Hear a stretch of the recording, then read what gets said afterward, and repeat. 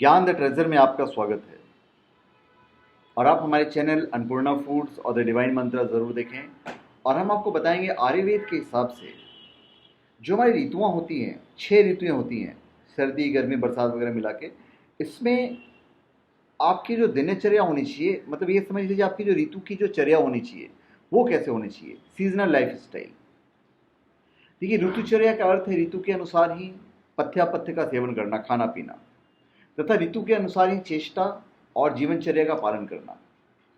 पूरे वर्ष को आयुर्वेद ने 2 काल में विभक्त किया है, आदान काल और विसर्ग काल। आदान काल में पृथ्वी का उत्तरी छोर जो होता है वो सूर्य की तरफ झुक जाता है। पृथ्वी की इस क्रिया के कारण धरती पर सूर्य की गति उत्तर की ओर होती है। इस कारण इसे उत्तरायण कहते हैं। आयन मतलब गति। आदान का अर्थ है ले लेना। ये वह काल है जिसमें सूर्य एवं वायु अपने चरम पर रहते हैं। इस काल में सूर्य पृथ्वी की सब ऊर्जा और ठंडक ले लेता है, अतः इस समय में शरीर में कमजोरी आने लगती है। दूसरा काल है विसर्ग काल, जिसमें पृथ्वी का दक्षिण छोर सूर्य की ओर मुखरित होता है। इसलिए सूर्य की गति दक्षिण की ओर होती है, इसलिए यह दक्षिणायन भी कहा जाता है। इसे विसर्ग काल कहा जाता है, जिसका अर्थ है प्रदान करना। इस काल में सूर्य धरती को ऊर्जा प्रदान करता है। विसर्ग काल में चंद्र प्रधान होता है। ऐसा प्रतीत होता है मानो संपूर्ण धरा पर नियंत्रण किए हुए हो। सब वनस्पति और प्राणियों को चंद्र शोषण प्रदान करता है, चंद्र पोषण प्रदान करता है। धरती को मेघ, वर्षा और पवन के कारण ठंडक मिलती है। एक वर्ष में 2 आयान होते हैं, उत्तरायण और दक्षिणायन, एवं इनके कारण वर्ष में 6 ऋतुएं होती हैं और हर काल में 3 ऋतु। आदान काल में शिशिर, वसंत और ग्रीष्म, जबकि विसर्ग काल में वर्षा, शरद और हेमंत। और हर ऋतु 2 माह की अवधि ली हुई होती है।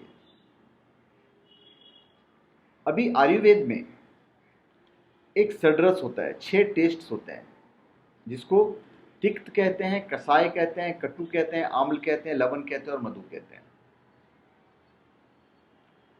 अभी सबसे पहले हम आते हैं ऋतु और 3 दोषों के बारे में। तो 6 सीजन्स हो गए, मतलब 6 ऋतु हो गए, और बाकी 3 दोष हो गए। पहले हम वात दोष के बारे में बता देते हैं। ग्रीष्म ऋतु में वात दोष एकत्रित होता है, जब शोषण करने वाली गर्मी में पाई जाती है, और वर्षा ऋतु के काल में पाचन क्रिया को कमजोर कर देती है। वातावरण में भी अम्लीय और वातज प्रकोप देखने को मिलता है, जब सूखी धरती पर बारिश पड़ने से फंसी हुई वायु धरती से निकलती है तथा धरती की सतह को अम्लीय बना देती है। फिर है पित्त दोष। पित्त दोष वर्षा ऋतु में एकत्रित हो जाता है और शरद ऋतु के अम्लीय वातावरण में इसका प्रकोप पाचन क्रिया में आई कमजोरी के रूप में सामने आता है। यह वर्षा ऋतु के बाद गर्मी के पुनः प्रकट होने पर शरीर में बढ़कर विकृति पैदा करता है। फिर है कफ दोष। शीत ऋतु में शरीर में एकत्रित होती है कफ दोष, जब ठंडक और नमी दोनों वातावरण में पवन, मेघ एवं वर्षा के कारण अधिक मात्रा में हो जाते हैं, और यह शरीर में ग्रीष्म ऋतु में बढ़ जाता है, जब गर्मी के कारण यह पिघलने लगता है। अभी 6 ऋतुएं में, जो 6 ऋतु है उसमें क्या खाना चाहिए वो मैं आपको बताता हूँ। अभी शिशिर और हेमंत ऋतु के बारे में बात करते हैं, पथापथ के बारे में बात कर रहे हैं। देखिए, मीठे, खट्टे और लवण युक्त पदार्थ इस ऋतु में हितकर होता है, शिशिर और हेमंत ऋतु में। हेमंत ऋतु में पाचन क्रिया प्रखर हो जाती है। बढ़ा हुआ वात ठंड के कारण अवरोधित हो जाता है और यह शरीर में धातुओं का नाश कर सकता है। अधिक मीठे, अम्लीय और तिक्त पदार्थों का सेवन हितकर है। गेहूं, बेसन, दूध से बने पदार्थ, गन्ने का रस से बने पदार्थ, मकई, खाद्य तेल का सेवन इस ऋतु में हितकर होता है।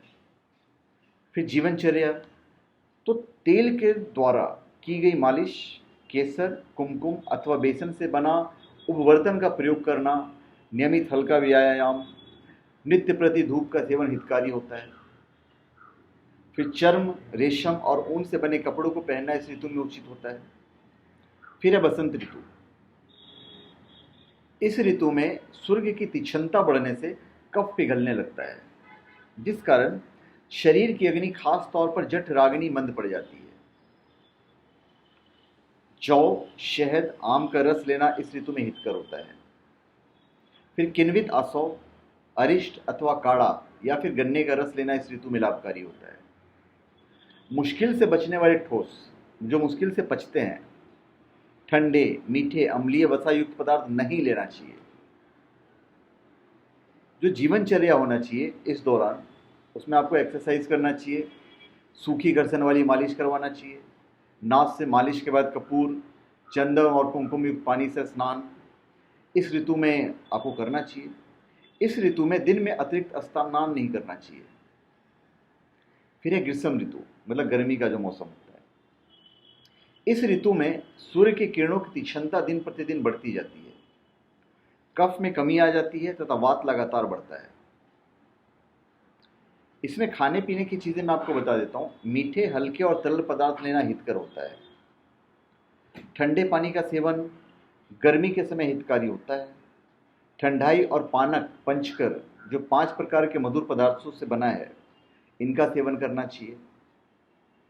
शराब का सेवन इस ऋतु में निषिद्ध है, क्योंकि इससे शरीर में कमजोरी और जलन उत्पन्न होता है।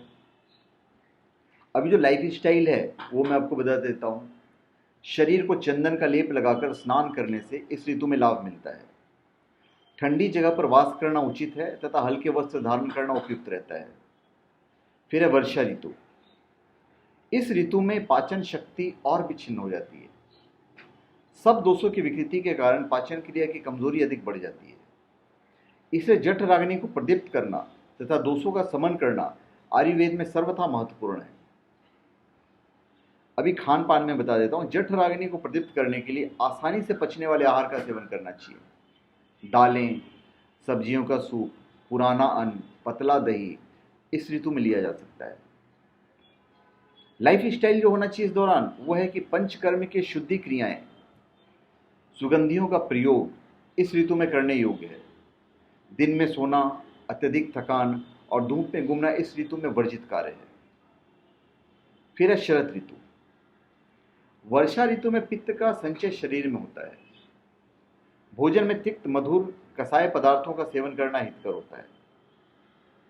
जहां तक खान पान का सवाल है तो आसानी से पचने वाले भोजन जैसे चावल, हरा चना, आंवला, शहद, शर्करा का सेवन हितकर है। भारी गरिष्ठ भोजन का सेवन, दही, तेल और शराब का सेवन इस ऋतु में वर्जित है। जहां तक जीवन का लाइफ स्टाइल है इस दौरान, वह है चंदन के साथ उद्गर्तन, गर्म पानी से स्नान और मोती से बना आभूषण प्रयोग करना इस ऋतु में सार्थक होता है।